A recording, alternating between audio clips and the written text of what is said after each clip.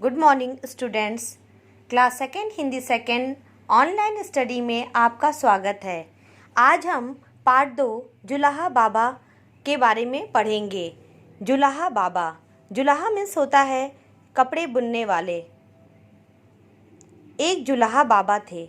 उनका स्वभाव सरल और शांत था। लोगों ने कभी उन्हें क्रोध करते नहीं देखा था। सब लोग उनका आदर करते थे। एक जुलाहा बाबा थे। जुलाहा मीन्स होता है कपड़े बुनने वाला। उनका जो स्वभाव था वो बहुत ही सरल और शांत स्वभाव के वो थे। लोगों ने कभी उन्हें गुस्सा करते हुए नहीं देखा था। सब लोग उनकी रिस्पेक्ट करते थे। जुलाहा बाबा दिन भर कपड़े बुनते थे और मन ही मन प्रभु का जाप करते रहते थे। जो जुलाहा बाबा थे वो दिन भर कपड़े बुनते थे और भगवान का नाम भी लेते थे। जिस नगर में जुलाहा बाबा रहते थे उस नगर के सेठ का पुत्र बहुत ही घमंडी स्वभाव का था। किसी की प्रशंसा सुनकर उसे अच्छा नहीं लगता था। जब सेठ के पुत्र ने लोगों को बाबा की प्रशंसा करते सुना तो उसे अच्छा नहीं लगा। उसने जुलाहा बाबा को तंग करना चाहा। जिस नगर में जुलाहा बाबा रहते थे उसी नगर में एक सेठ रहते थे। उनका जो लड़का था वो बहुत ही स्वभाव से घमंडी था। वो किसी का प्रशंसा में होता है बड़ाई सुनकर ना उसे अच्छा नहीं लगता था। जब सेठ के पुत्र को लोगों से बाबा की प्रशंसा सुनता था तो उसे अच्छा नहीं लगा और उसे जुलाहा बाबा को परेशान करना चाहा। एक दिन वह युवक जुलाहा बाबा के पास गया और बोला, मुझे एक धोती चाहिए। वो उनके पास गया और धोती मांगा। जुलाहा बाबा ने एक धोती निकालकर उस युवक के सामने रख दी। युवक ने जब धोती का दाम पूछा तो बाबा ने धोती का मूल्य 4 रुपये बताया। युवक ने उस धोती को 20 से फाड़ डाला और एक टुकड़ा हाथ में लेकर उसका मूल्य पूछा। उसने क्या किया, धोती को 20 से फाड़ दिया, उसके 2 टुकड़े कर दिए। फिर उसमें से जो एक टुकड़ा बचा उससे उनका दाम पूछा। जुलाहा बाबा ने शांतिपूर्वक उस टुकड़े का मूल्य 2 रुपये बताया। युवक ने फिर उस टुकड़े को 20 से फाड़ डाला और पूछा, अब इसकी क्या कीमत है। फिर उस जो आदमी था उसने उसके फिर धोती का जो 2 पार्ट किया था उसका एक पार्ट उस दूसरे पार्ट से फिर उसमें से 2 पार्ट कर दिया।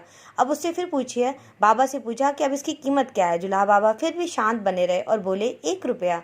इसी प्रकार सेठ के पुत्र ने धोती के कई टुकड़े कर दिए किंतु जुलाहा बाबा शांत ही बने रहे। अंत में वह झुंझलाकर बोला, अब ये टुकड़े मेरे किसी काम के नहीं, मैं इन्हें खरीद कर क्या करूँगा।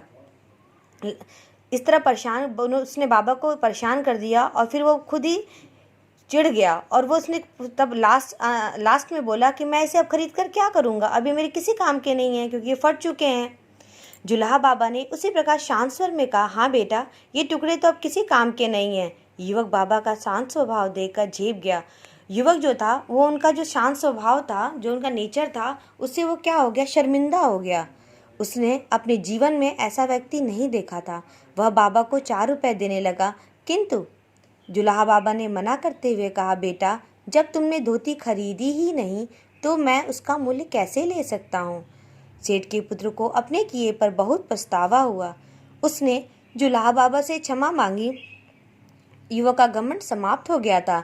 सेठ के पुत्र को अपने किए पर बहुत ही अफसोस हुआ। उसे बहुत ही दुख हुआ कि उसने जुलाहा बाबा के साथ ऐसा किया है। जुलाहा बाबा से फिर उसने सॉरी बोला, क्षमा मांगी। फिर उसका युवक का घमंड क्या हो गया, समाप्त हो गया था। क्या आप जानते हैं कि वह जुलाहा बाबा कौन थे?